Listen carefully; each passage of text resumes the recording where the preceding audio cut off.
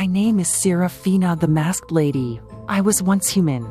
Since then, I have lived many lives. I have been loved and reviled, adored and despised, been the child of a poor prostitute and a courtesan revered by thousands.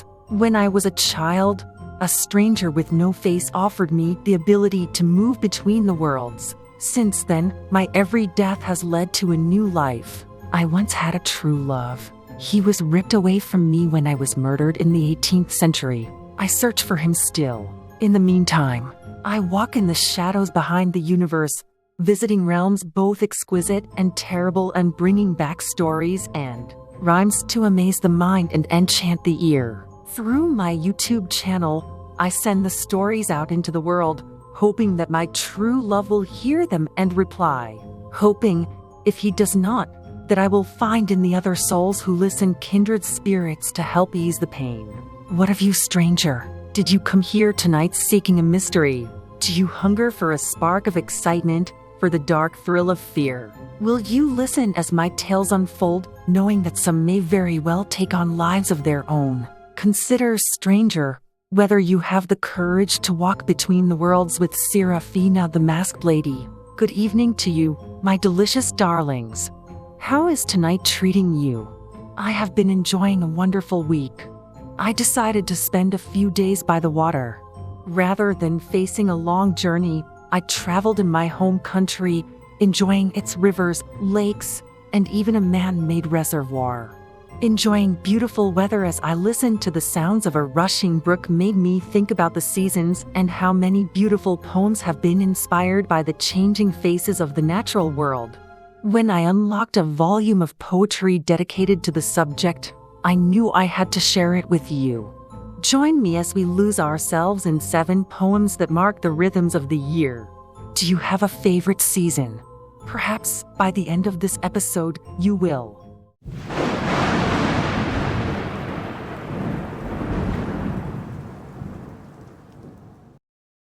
The daffodil moment. The gleaming daffodils don't fear the winter, although they know that their petals will fall. When, in time, summer sun gives way to autumn, and rain clouds cast across the sun a pall. Oh no, they turn their trumpets to the heavens, stretch out their leaves to bathe in April rain, open their yellow faces to smile at dawn, glowing as brightly as the gold of Spain. When dawn mist settles like jewels on the green grass, or silver frost limns the else shining world, they do not bow but sparkle, clad in crystals, until the growing warmth lets them unfurl and lift their heads. So we, in this troubled world, should, like the flowers, treasure every day, and whilst knowing to keep eyes peeled for trouble, not let apprehension rub joy away, instead drawing, like daffodils together, and dance our freedom on each rolling hill. For then, should death come cruel and unexpected, of life and joy we'll still have had our fill.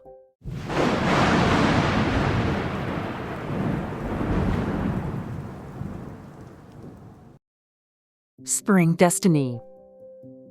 The world is turning, rolling, stretching, waking, emerging from its cloak of winter gray. We kept our lights up throughout January, and it helped chide the darker days away. Even right now, the home fires are still burning to keep away the February chill. But now the silver frost is fading to green, and children's eyes go searching for the thrill of gleaming snowdrops and damson crocuses, or even early yellow daffodils that cluster together, telling the secrets they learned while sleeping underneath the hills.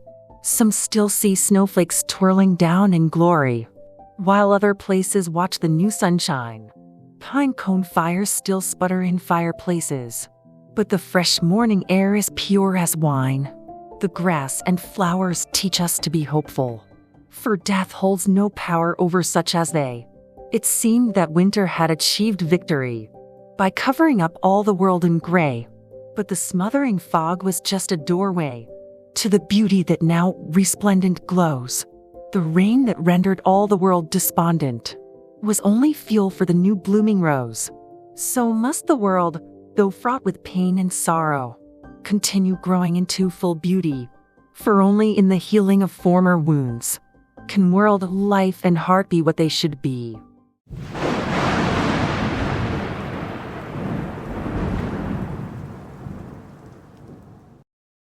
A Spy in Eden. The summer heat clings slow and sweet around the lovers fair. In the valley beneath the trees, they drink the languorous air, and to the evening breeze they lend the perfume of their sighs. Their hands, their souls and forms entwine, love tangled 'tween their eyes. The birds upon the branch look down upon each honeyed kiss. The maid's breast pale beneath the moon that shudders now in bliss, while the woodland creatures draw near to catch the woman's cries, as roving fingers find the Eden hid between her thighs. In later years some men will call the blissful night a shame, bemoaning that fair Eve drew down her husband into blame, that ever after woman's sex might roundly be accused. For fair Eve was the weapon that the serpent Satan used. But those cold minds fixed with intent on the concept of sin failed to perceive what lovers know, that heaven people when love combines in flesh and soul, another sacred is, and rises close to creation in pinnacles of bliss. If virtue true does stumble aught, when love tumbles to bed, let wisdom not frown on the fall, but think on this instead, that this old world began ablaze when soul first joined with earth, and thus there is divinity when feeling sparks a birth.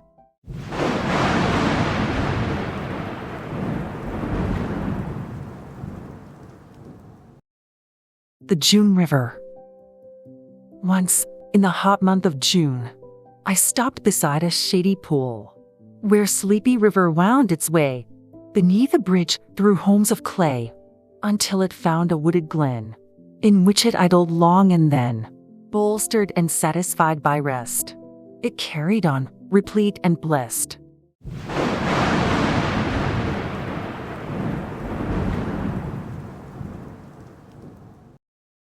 In contemplation of the ocean, the susurration of the sea seeps into my mind, expanding the breath in my lungs.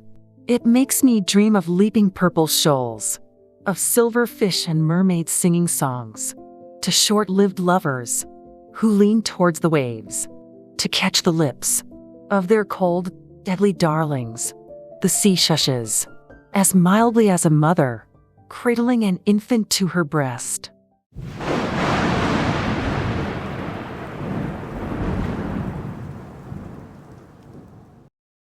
December gold. Like golden feathers, heaven's rain, the leaves come falling down, laying a blanket soft as fleece on the December ground, through which the innocent and young tumble in careless bliss. Oh, that I had the power to keep one moment such as this.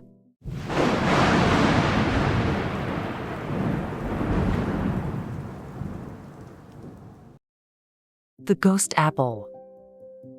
The ghost apple on the tree shines. It is empty of all but rhyme, and at its heart, only some light is reflected from left to right. Its leaves in autumn listlessly floated. Winter embraced the tree.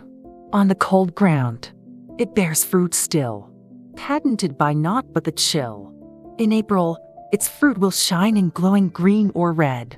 Horses and flies and plump young housewives will by them be fed. But until then, the orchard glen in silver beams will glow, with lights struck from a harvest born of chill and fallen snow.